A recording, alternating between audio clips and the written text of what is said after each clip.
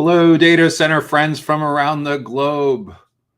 I'm Joshua Feinberg from DCSMI, and I am thrilled to welcome you to this week's Data Center Go-to-Market Sales and Marketing Q&A live stream show, where each week I tackle a handful of the biggest questions that you have around your sales and marketing challenges, regardless of what kind of company or role that you're in within the data center industry. Maybe you're from a data center operator like co-location, wholesale, hyperscale, or do something related to edge or modular. Or perhaps you're from a technology or a facilities company that sells to or partners with data center related companies. Or maybe you're on the real estate or investment or construction side. Or perhaps your company does something related to outsourced sales and marketing.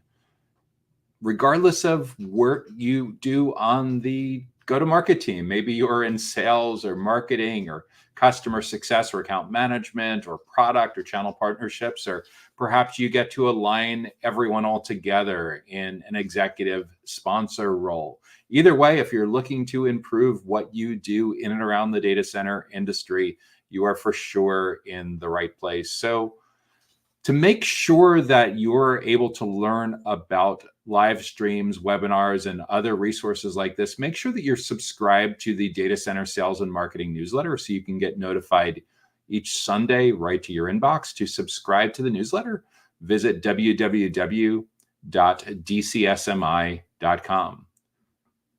So with that, what is on the agenda for this week's Data Center Go-to-Market Sales and Marketing Q&A show? First up, we're going to look at cybersecurity solutions, and in particular, how a cybersecurity solutions company can increase their brand awareness and what brand awareness actually means in today's hyper-competitive marketplace. Then we'll turn our attention to how an advanced telecommunications and technology provider company can get more data center sales. Next, we'll look at how IaaS, Infrastructure as a Service, lead generation best practices works. After that, we'll take a quick break for a message from our sponsor. And when we come back, we'll look at how to find data center tenants. Then we'll go into how to connect with entities that need financing to purchase data centers. We know data centers take a lot of capital. So for sure, there's a big ecosystem in and around financial services with digital infrastructure and data centers. And as we head down the home stretch this week, we'll look at how a fiber optics network testing, monitoring, and analytics company generates leads and more productive meetings. So first question up for this week is, how can a cybersecurity solutions company increase its brand awareness? I think the most important place to start is that your brand and how you plan your brand positioning is so different today than it was as recently as 5 or 10 years ago. Today, your brand is anything and everything that your ideal prospects and ideal clients say about your company when you're not in the room. And given that we're now living in a world where you really don't get to be in the room for much of the buyer's journey, much of the sales cycle anymore, it's incumbent that we have a very different way of going to market and a very different brand strategy today than we would have as recently as 10 years ago. What does all this mean? Well, let's talk about some stats. Today, 83% of a typical buyer's journey, researching, comparing options, and evaluating pricing, is now over before prospects want to talk with someone from your sales team. 83%, meaning that people are so into self-guided research now, asking questions of their peers on social media, watching podcasts and webinars and live streams, reading blogs, attending conferences, looking at review websites. There's so much that people are doing before they're finally ready to talk with someone from your sales team that you hardly have any surface area anymore relative to what it used to be. Because as recently as 10 years ago, that number from Gartner, 83% of the journey being over before vendor contact, that number hovered around 50%. More specifically, 56% was the number that CEB, the corporate executive board that's now owned by Gartner, originally uncovered in the mid-2010s when they did this research with SiriusDecisions and Salesforce. So it used to be that your sales team spent about half of the sales cycle, half of the buyer's journey with prospects. Now people don't want to talk with salespeople anymore very much. They become much more sales allergic. So with that in mind, when it comes to brand awareness for cybersecurity solutions, we have to operate realistically in the world that we actually live in, not the world that we'd like to live in. We're not going to go back to the future with the flux capacitor and the DeLorean to a time of 10 years ago. We actually have to operate in today's marketplace and be planning for what's going to happen in the near future as well. So in today's marketplace, it's incredibly important that your sales team, your business development, sales development reps, your account executives, anyone that's involved with working with clients and potential clients for your cybersecurity solutions, they can't show up as a sales professional anymore. Because if they do, they're going to be persona non grata for 83% of that process. So we need a way for your sales team to now show up as consultants, as teachers, as subject matter experts, as trusted advisors. And the most seasoned people on your team in that role, that have the most experience in and around the intersection of cybersecurity and the data center industry, they're more than likely thought leaders. So we need to think about what we're going to do to reposition your customer-facing team to show up in a way that's actually welcomed by your most important buyer personas. So this is a massive repositioning need, but it's incredibly important if you want to stay relevant to the way that people now research and make their purchase decisions. In a typical buyer's journey, most analysts have found about 28 touch points happen between complete stranger and purchase decision. The problem is, by default, most companies in and around the data center industry invest very aggressively in field marketing and events. They spend a huge percentage of their overall sales marketing go-to-market budget on a couple of big events a year, maybe a handful or two of big events. The problem with that approach is no matter how epic your booth is on the trade show floor, no matter how amazing the golf tournament is, no matter how incredible the cabana party is poolside or beachside, each of those only counts for one touch point. So unless you have the ability to execute at scale 25 to 30 of those a year, exactly with precision, laser guided precision directly to your most important buyer personas, we need a way to have a balanced approach so we can stay with these folks throughout their full buyer's journey, so we can help them frame the criteria that they use to evaluate all of the other cybersecurity solutions that are in front of them throughout awareness, when they know they have a goal they're trying to figure out, or a big nagging challenge or something that's stressing them out that they need to figure out. As they progress into consideration, where they start to evaluate all of the different solutions categories that are in front of them. And as they transform into the decision stage of the journey, where they're usually finally ready to talk with someone from your sales team. So we need a way to stay with them. So we ensure that our company remains on the short list. And if we stack the decks in our favor exceptionally well, we may find that we do such a good job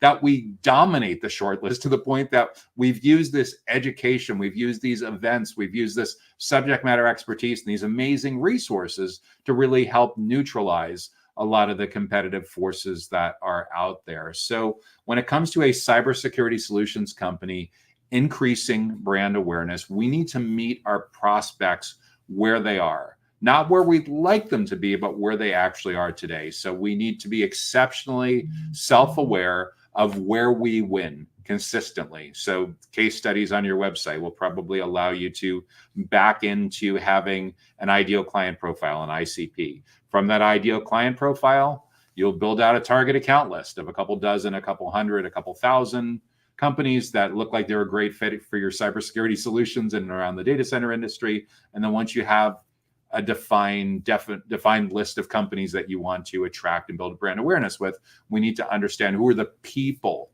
within those accounts that we need to build relationships with, the primary buyer persona, the secondary buyer persona. And what do we do to be the most amazing experts, resources on the planet when it comes to the intersection of cybersecurity and the data center industry?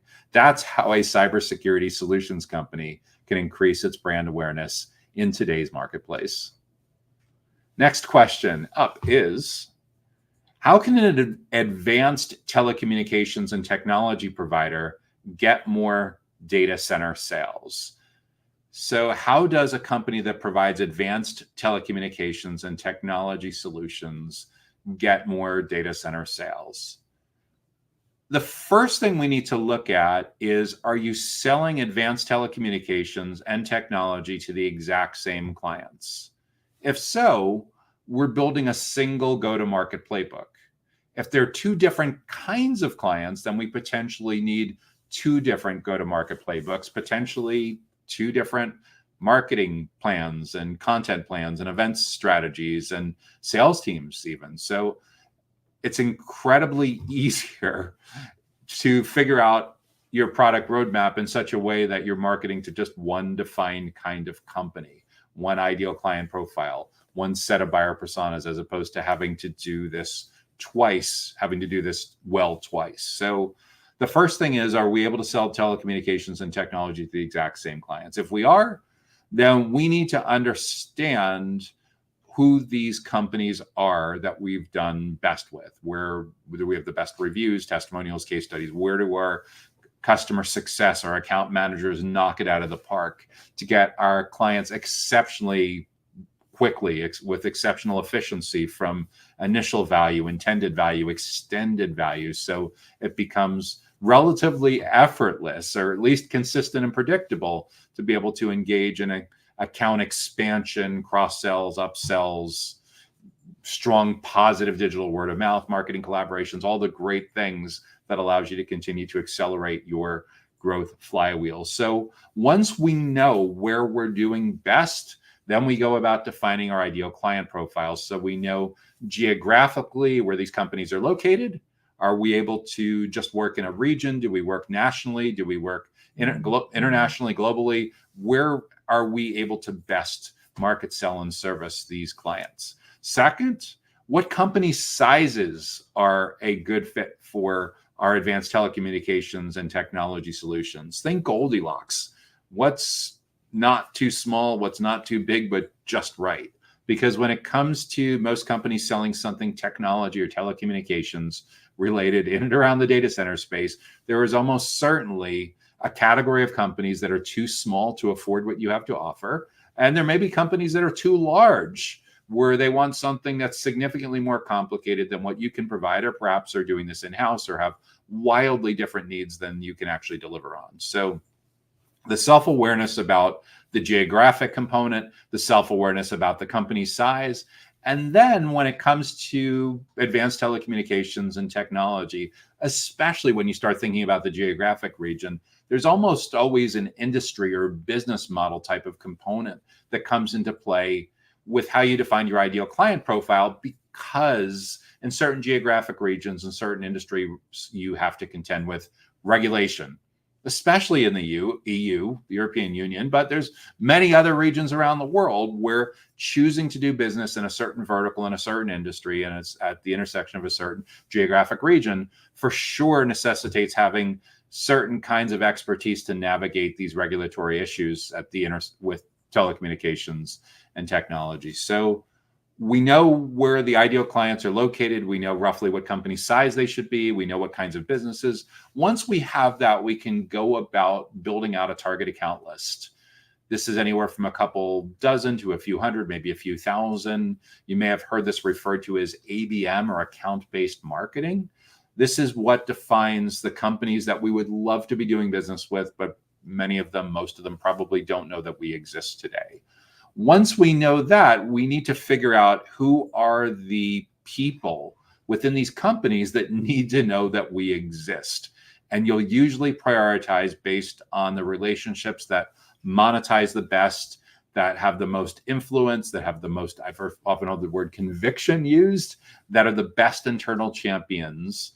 And make no mistake, there's no such thing as a decision maker anymore. It's almost certainly going to be decision by committee. So we need to know the cluster, the group of people that we need to be building these relationships with. And do they all tend to be similar to each other in the goals and the goals they're trying to achieve and the challenges that they're trying to overcome?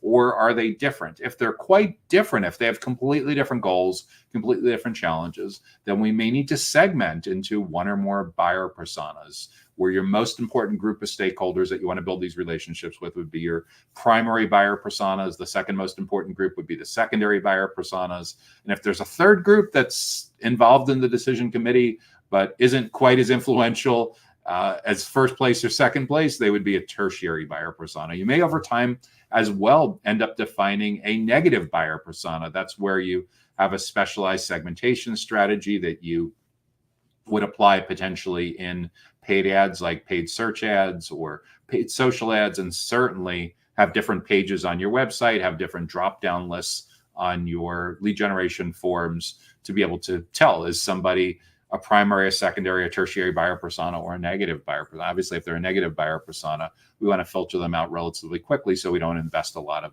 sales resources in companies that we've determined that we really can't help.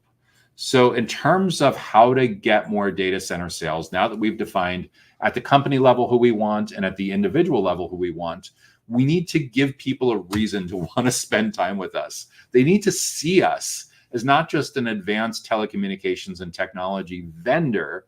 They need to see us as the definitive go-to experts on anything and everything having to do with advanced telecommunications and technology at the intersection of their data center related needs. So we use our buyer persona research to figure out what's top of mind for each of these groups. What do they need to figure out to get a big promotion, to hit their goals, to hit their objectives and key results, their key performance indicators, all of that good stuff. Once we know the consensus on that for each of our most important buyer personas, and the flip side of that, we know what's stressing them out to no end, their biggest struggles, their biggest challenges, that if they screw up, could cause a lot of derailment in their career, to say the least.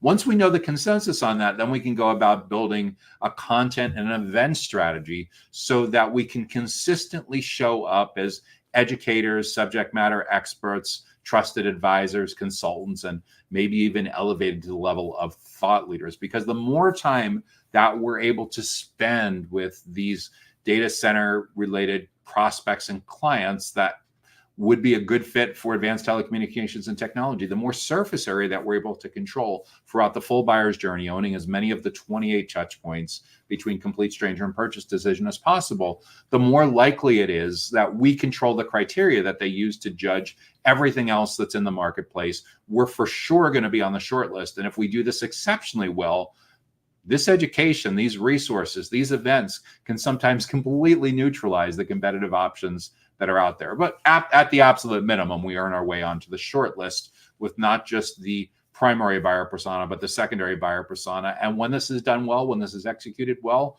all or most of the decision committee. So when it comes to an advanced telecommunications and technology provider that wants to get more data center related sales, we need to understand the companies, we need to understand the individuals, we need to show up where they are, and we need to provide an exceptional value so that they see us as the go-to experts. So they want to spend time with your client-facing team members, spend as much time as possible where you can not only address the biggest questions and goals and challenges they have, but help them navigate what comes next. Because based on the pattern recognition for this kind of buyer persona and this kind of company, this is what they're going to care about first, second, third, fourth, all the way to step number 28. And you have breadcrumb trails, popcorn trails to be able to help them get from one step to the next as easy as possible, because you've seen what works exactly well for buyer personas, for individuals and for teams and for companies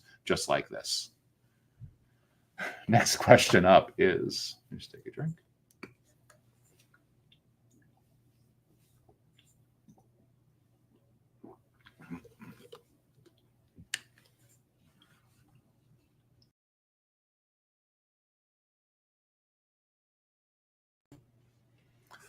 So next question up is, IaaS lead generation best practices, infrastructure as a service lead generation best practices. So what's interesting is there's a lot of overlap and synonyms in and around the data center industry. Some companies consider themselves digital infrastructure, ones that are used to selling infrastructure, kind of similar to how software as a service might be sold, some kind of recurring managed services, something along those lines, may categorize their business model as infrastructure as a service. This is a technology-focused company that's providing outsourced digital infrastructure to their clients, solving a variety of problems around storage, process, computes, security, a whole host of related issues regarding infrastructure and managed services. But at any rate, it's up to you to define your business model. Presumably, if you're not a startup, you've figured out what your company is really good at. You figured out where you've been most successful, and you don't need me really to help you define what IaaS, what infrastructure as a service actually means to your business. So you've figured out that business model part. You have a chief product officer or a co-founder or a product management team that helps to figure out exactly what your clients need from your company to help them improve what they're doing, reach their goals, overcome their challenges, everything that makes you have a unique selling proposition, value proposition in the marketplace. But what you have asked me for help with today is best practices around lead generation. How can you improve what you're doing with lead generation? And the first place I would tell you to start is so many companies that approach us here at DCSMI aren't especially clear on what a lead is. And if you're going to focus on improving your lead generation, it's incredibly important that you get all of your internal and perhaps some external stakeholders together that work with your team on lead generation and get crystal clear about what a lead actually is. Because marketing professionals typically define a lead as a known contact that's gone from anonymous to known contact that looks like they could be at some point interested in what you have to offer, but haven't really shown a ton of interest quite yet. So if we think about a typical buyer's journey that someone goes through, there's the awareness stage, consideration, and decision. During the awareness stage, your IaaS prospect knows that they have a big goal that they're trying to figure out, a big goal that they're trying to achieve, a big problem or a big challenge that they're trying to figure out. But they haven't really given it a well-defined name yet. They just know the ache and the pain. They just know the symptom. They kind of sort of know what it might look like, but there's definitely no defined solutions name. There's no company yet in mind. They're just out looking for information on social media. They're out looking for information on search. Maybe they're watching webinars, watching podcasts, reading ebooks, reading blog posts, asking questions on some communities and groups and stuff like that. And we want to figure out a way to intercept these potential clients as early as possible. In the consideration stage, they've gotten a little further along. They've given what they're trying to achieve some kind of name. And now they're comparing the different approaches to achieving that goal, or the different approaches that are available to solve that particular problem or challenge. Once they figure that out, then and only then are they typically ready to look at specific companies in the decision stage.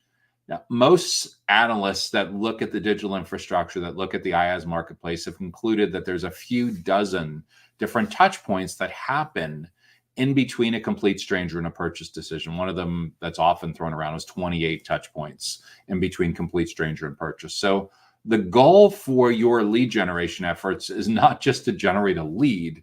We need to generate a lead, and we need to stay with our ideal prospects throughout most or ideally all of that buyer's journey, through as many of those 28 touch points as possible.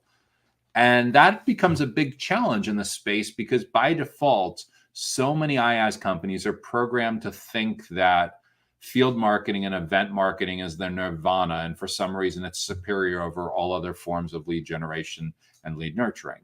And if you do that correctly and you get access to the right buyer personas in the right places, in the right context, for sure, that interaction, that touch point can significantly influence the buyer's journey.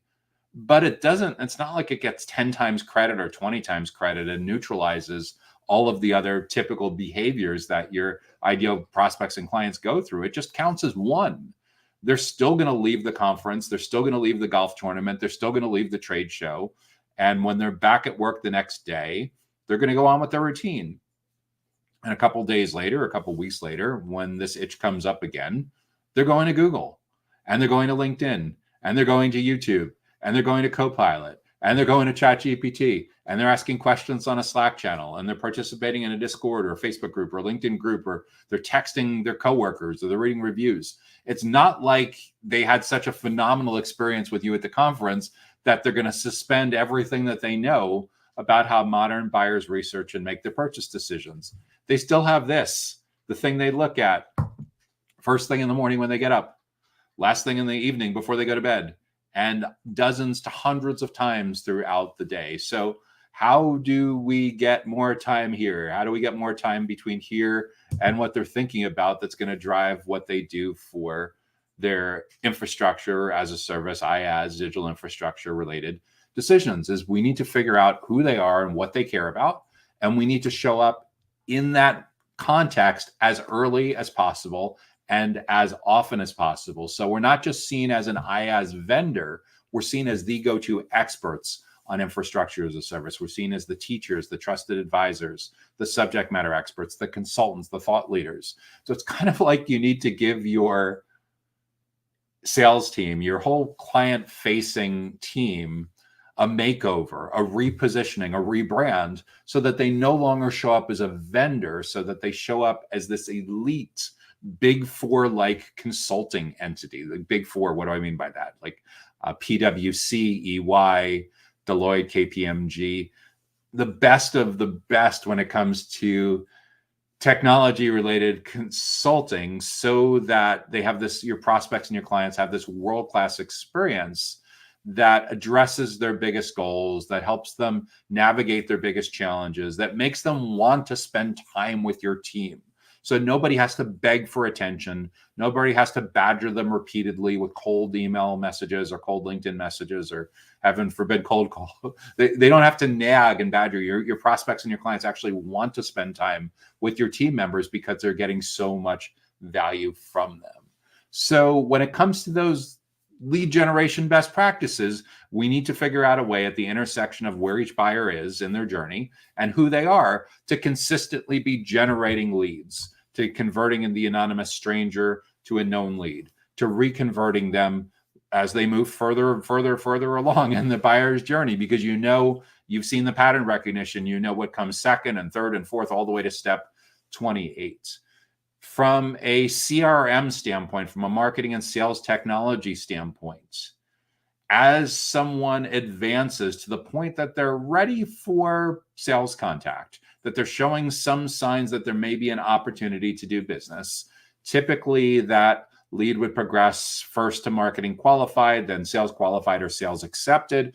But ultimately, where most of you likely want to be is to the point where that lead is progressed to a sales opportunity. That's where this person and potentially their colleagues, their team members on this account are showing some interest in doing business with your company, where a experienced member from your sales or business development team can attend a meeting and walks away from that meeting understanding a potentially a forecast close date and a forecasted deal size, and obviously recognize that these are depending on the nature of how long your sales cycle is and how big the ticket prices that you're selling. These could be anywhere from a very rough guess to a highly precise guess, but they're leaving that initial meeting with a strong sense that, you know, this could close at this potential date and it could close for this amount. And then they move from, they're staying in an opportunity, but then there's deal stages that they would progress through based on buyer-centric behaviors. That's the key thing with all of this, is we need to be a lot more buyer-centric and less seller-centric.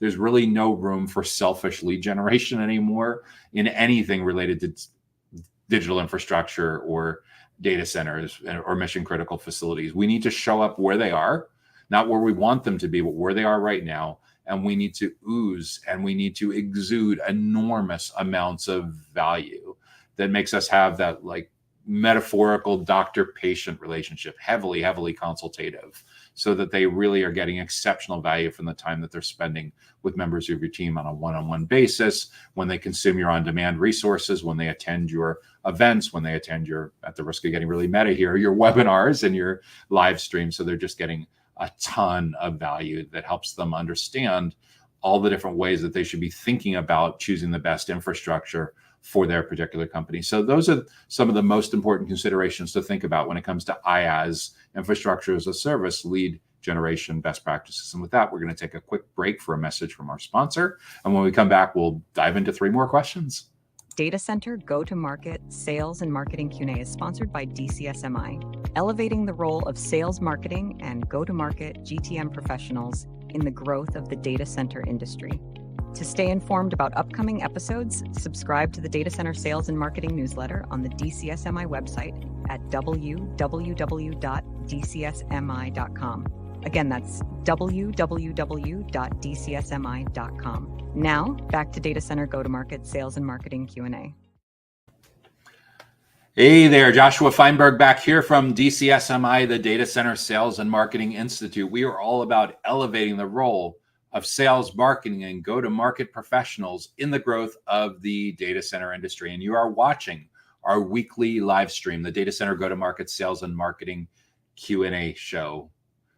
So next question that I'm going to address today is how do I find data center tenants? How to find data center tenants?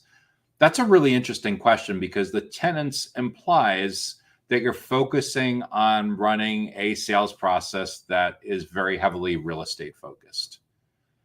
And we know that so much of the co-location, so much of the operator business model focuses very heavily on the intersection of technology, facilities, and real estate. We know there's a whole separate ecosystem in and around data centers and digital infrastructure that is just real estate and real estate investment trusts and all of the capital, the millions, the hundreds of millions, potentially the billions that are needed to grow this industry at the pace to keep up with demand and keep moving forward. But when it comes to finding data center tenants, what that usually tells me is the approach is focusing very heavily on real estate and not so much on technology and not so much on facilities.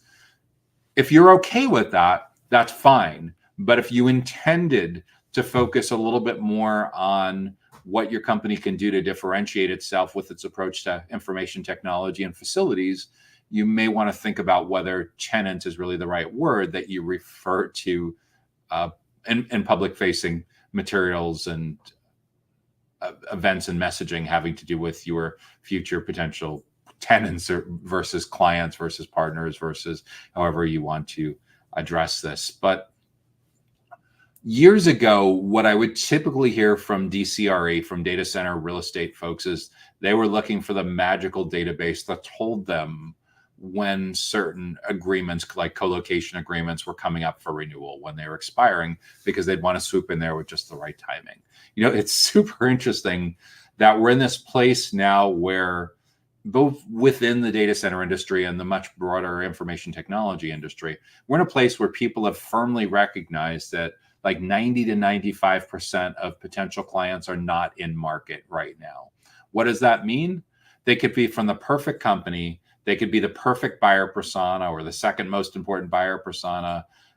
And they'll be fantastically interested in exploring the kinds of information and resources and space and data center related locations that you have, but it may be anywhere from a couple of weeks to maybe even several months or more down the road. So it's incredibly important, if we want to be relevant to the way that people now research and make their purchase decisions, that we're willing to play the long game. What that means is we need to be very focused at the company level on who the individuals work for. We've defined our ideal client profile or ideal tenant profile in this particular case. So we know both where these properties are located, where these locations are, sites are, but we also know where the tenants would be, where the clients are located in terms of geographic region.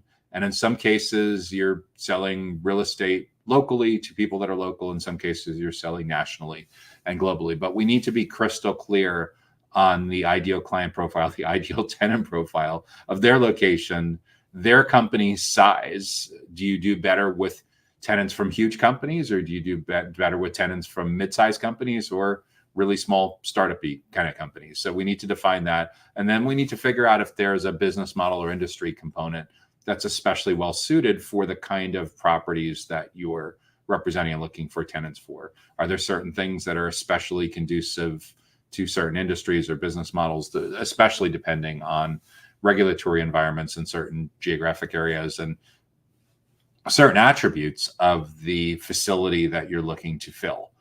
So all of this comes into play in defining at a company level who we're looking for. And then we need to know at an individual level who are the stakeholders that are most likely going to be navigating this kind of real estate offering that you're presenting in front of them. And again, a lot of it's the job titles and functions will very heavily depend on the company size you're going after, how specialized versus more generalized particular roles and functions, and who's on a typical decision committee. But we need clarity at a company level who we're looking for. From there, we should be able to back into a target list of people that we need to get in front of. And then we need to understand, depending on the property that you're representing, depending on what's unique about it, how big it is, how small it is, the kinds of ideal tenants that you're looking for. We need to understand what makes the individual, who the individuals would be that we need to build relationships with, and what their priorities are, what their biggest goals are, what they're struggling with, what they're frustrated the most with. And then we need to figure out a way to show up as early as possible so that we're with them throughout this full journey. It's a misnomer, a huge, huge mistake to think that you only want to talk with people that are ready for, that are in market, that are ready for sales contact. Because if you wait until they're at the 95% point or 90% point or even 83% point, if you look at the data center industry on a much more macro level of like how Gartner's defined how B2B kind of purchase decisions are made. If you wait till your prospects, if you wait till your potential tenants are that far along, someone else or some other companies have been spending a lot of time with those potential tenants, educating and building trust with them, helping them figure out what to look for, what the criteria is that they're going to use to judge what facilities they're ultimately going to put on their short list. So in other words, if you don't get in there early, if you don't get in there often, you will more than likely have to settle for that tenant, that prospective tenant's definition of what they're looking for based on likely a competitor or indirect competitor of yours being the one that stacked the decks in their particular favor. So if you want to be the one that's stacking the decks in your company's particular favor, you need to take the long game and get in there as early as possible. So you're seen as a lot more than just real estate. So you're seen as the go-to expert, subject matter expert, teachers, consultants, trusted advisors on anything and everything having to do with digital infrastructure in this particular market for this kind of company, for this kind of potential tenants. So that's really the key to all of this.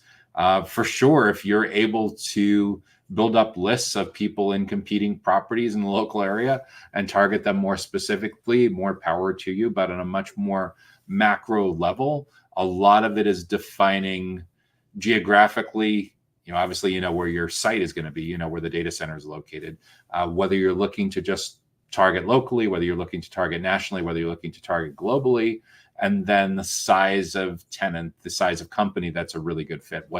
Think Goldilocks, what's too big, what's too small, and then are there certain industries? Once you have those 3 or 4 parameters defined, you can go about building a list of potential tenants, and then you need to go about building awareness and educating and building trust with those tenants so they see you as the go-to advisor and not just focused on the real estate transaction. Because there are some people that can still win just based on the real estate transaction.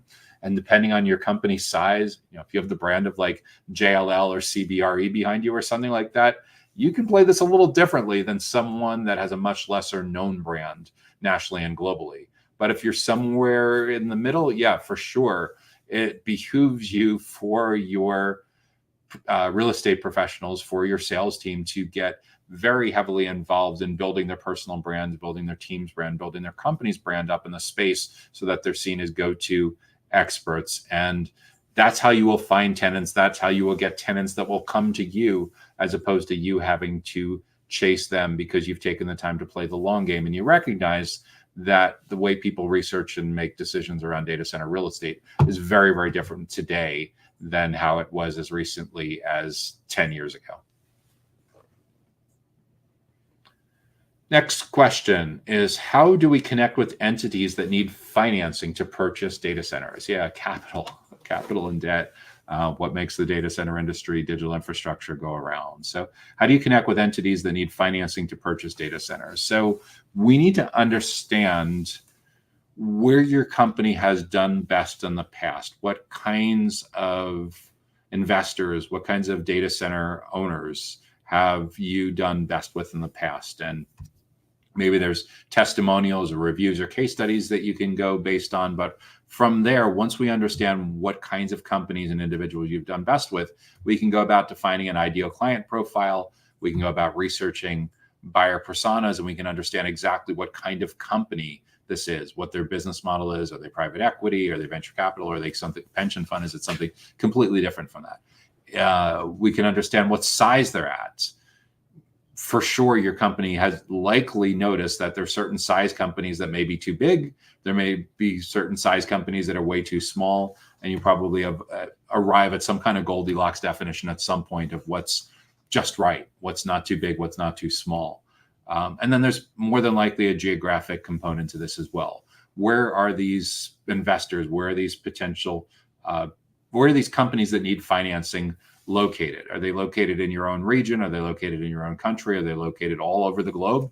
We need to get clarity on geography. We need to get clarity on their company size. We need to get clarity on their particular business model or industry. Once we know the answers to those 3-4 different questions, from there, we'll have our ideal client profile. We can build a target account list.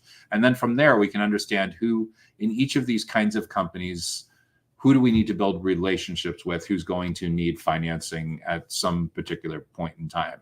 And a lot of the roles, a lot of the buyer personas will depend on their company size, how many different hats an individual wears. Obviously, if you get the second or third best person in a 10-person company or 30 or 40 or 50-person company, it's way easier to navigate the decision committee than getting the wrong person in a company with thousands of employees. So that for sure comes into play. But is it like a CFO? Is it a chief investment officer? Is there a dedicated real estate person? Is there an acquisition person? Is a CEO partner? All of these things with navigating org charts are going to come based on your experience with where you've done best. But with that in mind, you should be able to arrive at who your most important buyer persona is, who your second most important buyer persona is, and then how you're going to build your plan to educate and build trust with these kinds of stakeholders in these kinds of companies. So the best way to connect with them is in a way that positions you as a consultant, as a trusted advisor, as a subject matter expert, as potentially a thought leader on anything and everything that has to do with the intersection of finance for data centers. And it could be blogs, it could be podcasts, it could be videos, it could be events, it could be online events, virtual events like this, live streams and webinars and thinking like that. And of course, you can repurpose all of those in many different ways, shapes, or forms. Like if you're holding a 30-minute webinar on data, what's new in data center finance for particular industry for a particular year or whatever, from that 30-minute webinar, you probably had 3 or 4 main points on the outline that you're going to cover. So it's easy to split those up into 3 or 4 separate videos and 3 or 4 separate blog posts. And then from each of those assets, it's easy to chop those up into micro content, into shorts for YouTube and LinkedIn and other places, short videos, image-based content, text-based content. The goal is we need to be where our potential buyers are, the most important potential buyers are that are looking for financing for their data center related acquisition in the near future. But we need to also be prepared to play the long game. We need to be prepared to own as many of the 28 touch points as possible between complete stranger and purchase decision. But most of all, we need to flip the switch so that they don't see us as a vendor, that they don't see us on just focused on a transaction, that they see us as the go-to experts on the space, in the space on everything to do with data center related finance issues. So it's really, really important that we are able to arrive as early as possible in their research and decision-making process, and we stay with them throughout the entire buyer's journey, throughout the entire research and decision-making process. So the best way to connect with entities that need financing to purchase data centers is to reposition, give a radical makeover to members of your sales and business development team so that they now show up as consultants and trusted advisors and experts, and not someone that's just trying to pitch them on something and qualify them something and drag them through a very selfish sales process. We need to show up with where they are, not where we want them to be in a couple of weeks or a couple of months, but where they actually are today. And in most cases, the widest part of the funnel is people that are just looking for information that could be a fantastic fit, but maybe anywhere from a couple of weeks to a couple of months away from truly needing to explore what kind of financing that your company could provide to help them with their data center related purchase. One more question that we're going to cover today. So the question is,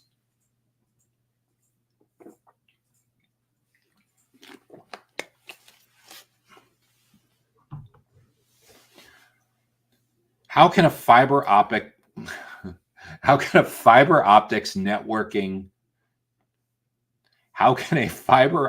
network testing, monitoring, and analytics firm generate leads and meetings? So how does a fiber optics network testing, monitoring, and analytics firm generate more leads and meetings? That's a fantastic question.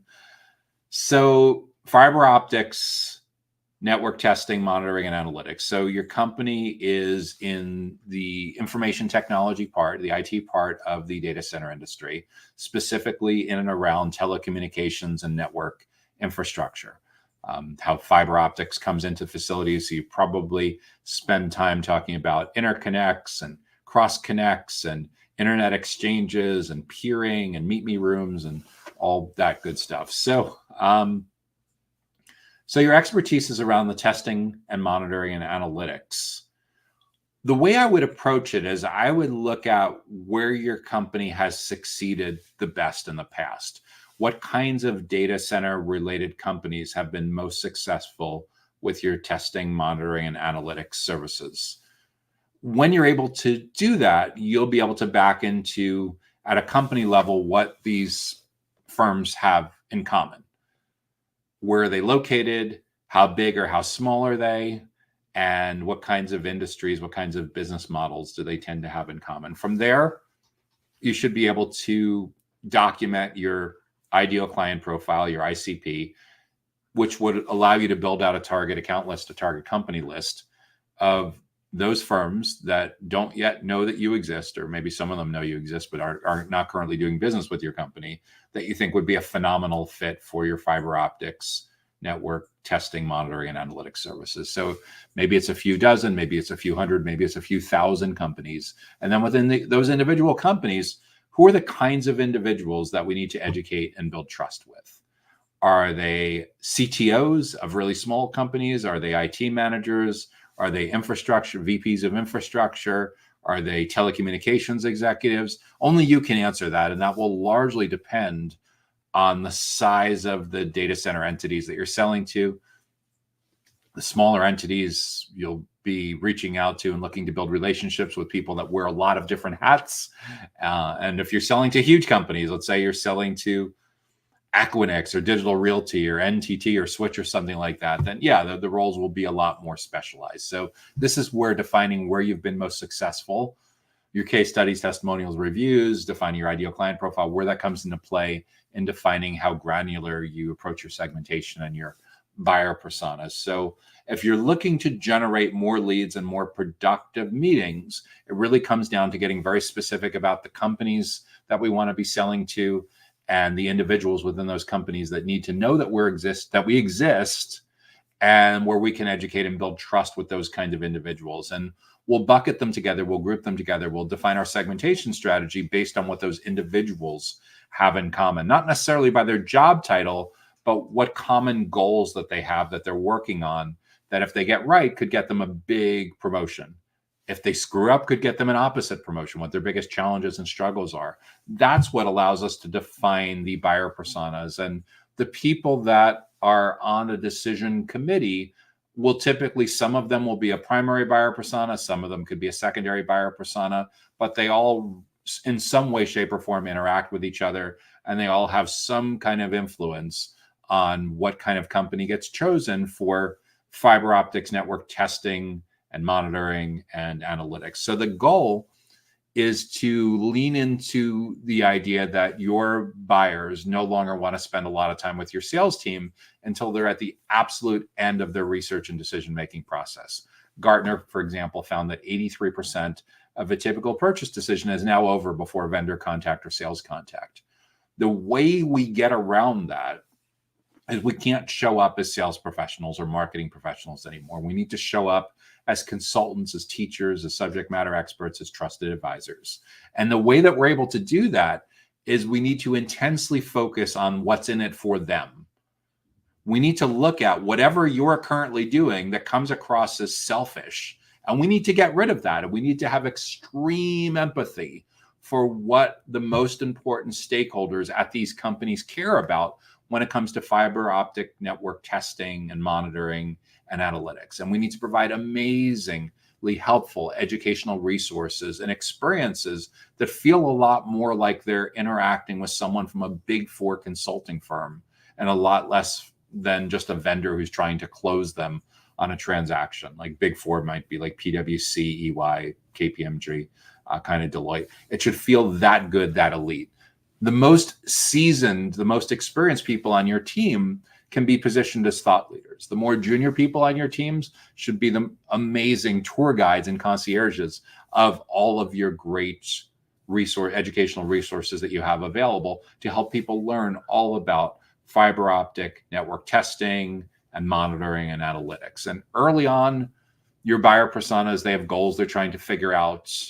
They have questions that they're trying to answer.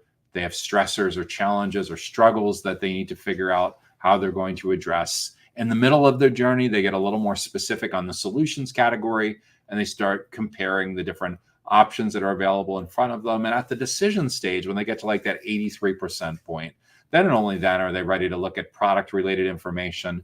Then and only then are they typically ready to talk with someone from your sales team. So we need to figure out a way to get in early and get in often so we own as much of that surface area and awareness and consideration as possible, and not just in the decision stage. 28 touch points between complete stranger and purchase decision. We need to figure out a way to crush it, to dominate it, to own as many of those 28 touch points as possible so that these buyers want to spend time with members of your team, as opposed to you having to chase those prospects and beg them to spend time from your team. And it really comes down to transforming yourself so that you're able to be seen as the go-to experts in the marketplace at the intersection of fiber optic network testing, monitoring, and analytics for anything and everything to do with data center related facilities. So in most cases, these are cultural decisions that need to start from the top down, depending on your company's size.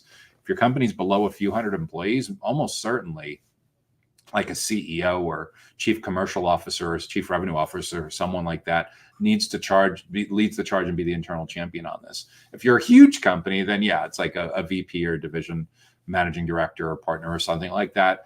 But these are top-down kind of initiatives. For most companies, they're big culture changes of being able to say that nobody needs us to read the website to them anymore. Nobody needs us to give them the exact same sound bites that they can get from navigating all these self-propelled, self-driven buyer's journey type of things. And we know that these preferences are a big deal because McKinsey found 70 to 80% of decision makers now prefer this virtual journey, and that continues to accelerated a ton during the first few years of the 2020s when everyone was spending a ton of time at home. But it continues to accelerate as people want to be more in the driver's seat when it comes to how they research and make their purchase decisions. So for your company to be successful in generating productive, qualified leads and meetings where you've already educated and built trust, and they're coming to the meetings having already absorbed your methodology and are already indoctrinated and bought into your way of thinking. And in most cases, your resources have been so exceptionally good that they've already been passed around to other members of the committee. So by the time you show up to the meeting, they already know, like, and trust you. They already know, like, and trust your company. And they're literally quoting something that they learned from your downloadable ebook or planning guide or your webinar series, because you've become the gold standard of how they judge all the other available options in this space when it comes to other companies that are involved with fiber network testing, monitoring, and analytics. When you're able to achieve that, you will be providing the kind of experience, the kind of customer experience, the kind of prospect experience that your data center related buyers are looking for. You'll for sure make sure that you're on the short list. In some cases, the experience may be so exceptionally valuable that you may have neutralized all of the available competitive options that are in front of those particular buyers. But if you're serious about growing your business with fiber optics network testing, monitoring, and analytics in today's marketplace, and you want to be able to generate great leads and great productive meetings for your sales team that get you teed up for the best possible closing experience, where they sail through your customer success, your account management process, super smooth onboarding. They get initial, intended value, extended value, phenomenal digital word of mouth from that relationship, great account expansion capabilities, great upsell, cross-sell, all that stuff. It really starts with, at the beginning, understanding who they are, what they care about, how we can provide a ton of value long before they even know that our company exists, so that we own mindset in a way that truly makes your competition envious, scratching their head and wondering, like, how are they doing this? How are they growing so quickly? And you'll know your secret sauce is that you've figured out a way for your sales and marketing, your whole go-to-market team, your product channel partnerships, everyone that's involved in client-facing, to no longer just be focused on closing a transaction, but instead be focused on building your brand exceptionally well, as educating and building trust with the most important people that are involved with anything and everything having to do with fiber optics in and around a particular data center. So that's the final question that I'm going to have time to address in this week's Data Center Go-to-Market Sales and Marketing Q&A show. I'm Joshua Feinberg from DCSMI, the Data Center Sales and Marketing Institute.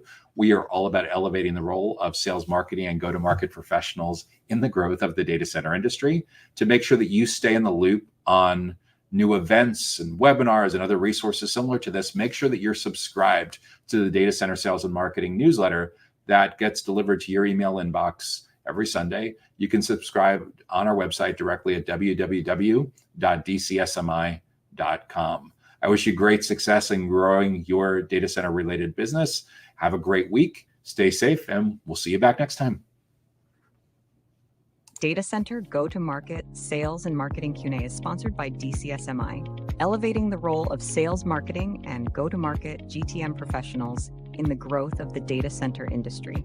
To stay informed about upcoming episodes, subscribe to the Data Center Sales and Marketing newsletter on the DCSMI website at www.dcsmi.com. Again, that's www.dcsmi.com.